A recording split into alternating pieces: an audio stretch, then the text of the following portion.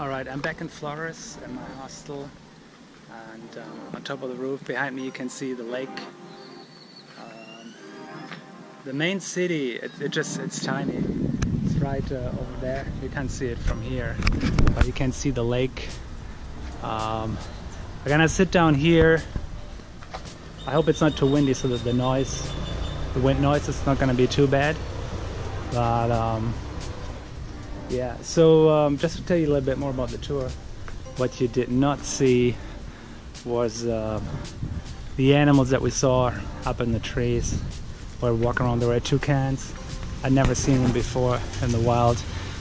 Woodpeckers I'd never seen before. In Germany, I've heard them many times in the woods, but I'd never seen them, so I got to see woodpeckers. There were spider monkeys, lots of them, howler monkeys. I saw a couple and I heard even more. That was pretty cool. About the tour itself, usually I don't take tours and I don't take guides who talk about stuff unless it's a place that I'm really interested in, and that was the case with Tikal. So I paid 100 pesos, 100 quetzales, which is about $12–13 at the moment, and we had a guide for about 4 hours, and he was really good, actually, really good.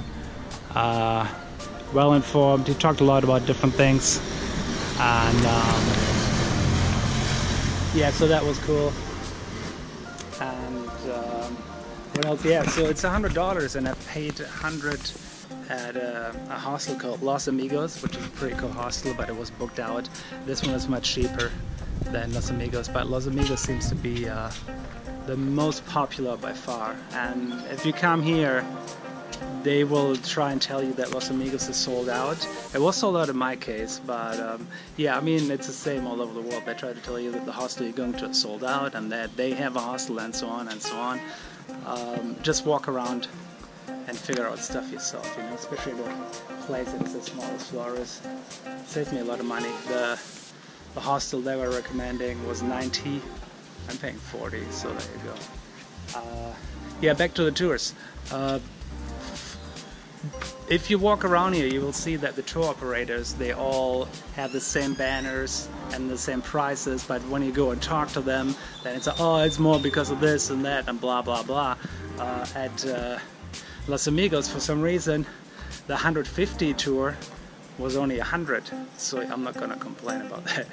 And all the banners you see over the city advertising tours, they say that the sunrise tour is $250 and the sunset tour is $250, and yeah, it's right now it's about 70, like 65 to 70 quetzales to the dollar. That makes it $30–35 just for the tour, and that makes it $15 more expensive than regular tour during the day. One of the most recommended tours actually is the early bird tour, where you come right after sunrise,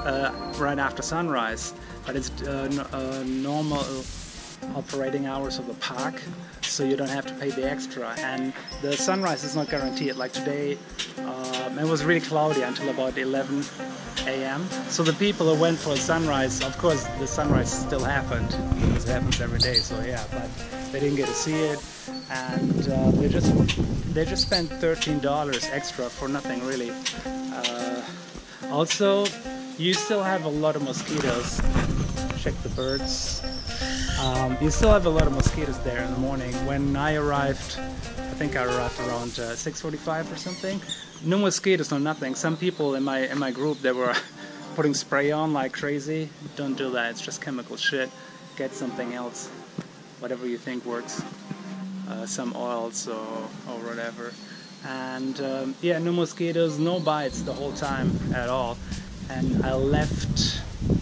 When did I leave?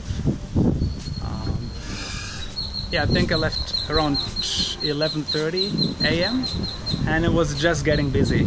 So yeah, my recommendation is get the early bird tour, because then That's the earliest tour you can get during normal operating hours. You don't have to pay extra for a sunrise or a sunset. You beat the crowds, and you're there before it gets too hot. You know, you get all the good stuff except for the sunrise or the sunset, which can be spectacular, but it really depends on the day, and you have no idea.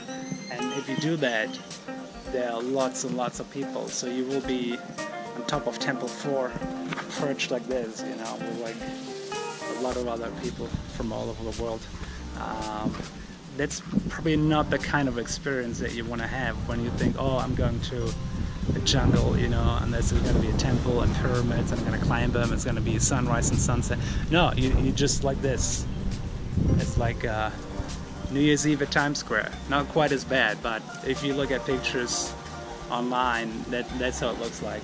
So yeah, all these prices are just for the tours. The ticket you have to buy yourself. The ticket is $150, so that has to that goes on top of whatever it is that you're paying to the tour operator.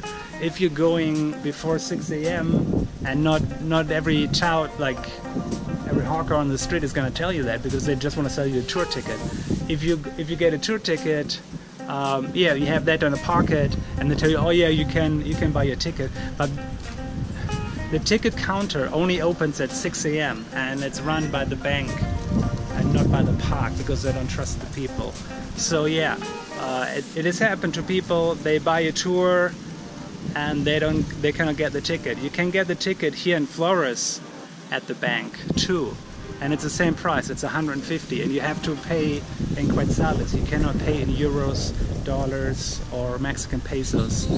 They're not going to accept that. So you have to have the money and your passport, and you have to be there during operating hours of the bank. So if you're arriving here after 5 o'clock, it's not possible to go to the bank here because the bank is closed. Today is a Sunday. Is it possible to go to the bank on Sunday? I have no idea. But just keep that in mind. Don't go to the first tour operator. They tell you the ticket is included. It's a lie. The ticket is not included. That's one good way to spot a scammer. You know, or they say, oh, it doesn't matter, it's going to be fine. It's not going to be fine. They open at 6 a.m. And if you can see in the video that I shot, I was there at the entrance just before 6 a.m. and we had to wait for them to open.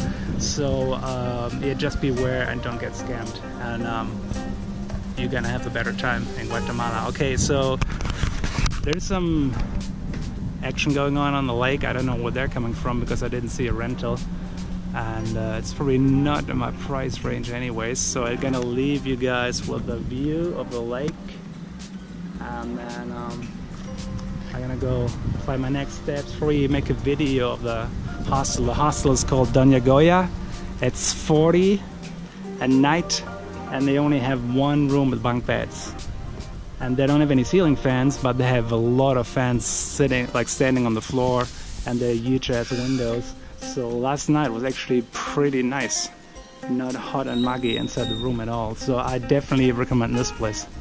If you're more into partying and socializing, then I would recommend Los Amigos, and I would also recommend that you book that place early, because Los Amigos sells out.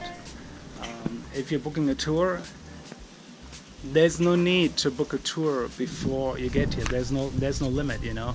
If there's no such thing as the tour is full, because there's like some places maybe, you know, there's a limit of like how many people can enter at sunrise. Not at Tikal, and don't be pressured into having to buy a ticket right now. No. Come to Flores, buy a ticket, and it's all fine. And make sure that you also buy the actual ticket for the entrance. You know, if you want to feel better, you can just try get that first, and then you can talk to the people selling the tours. I hope that helps you guys a little bit. I hope you guys don't get ripped off in Flores or anywhere else in the world. And yeah, I see you. I don't know, somewhere in the south of Guatemala, I guess.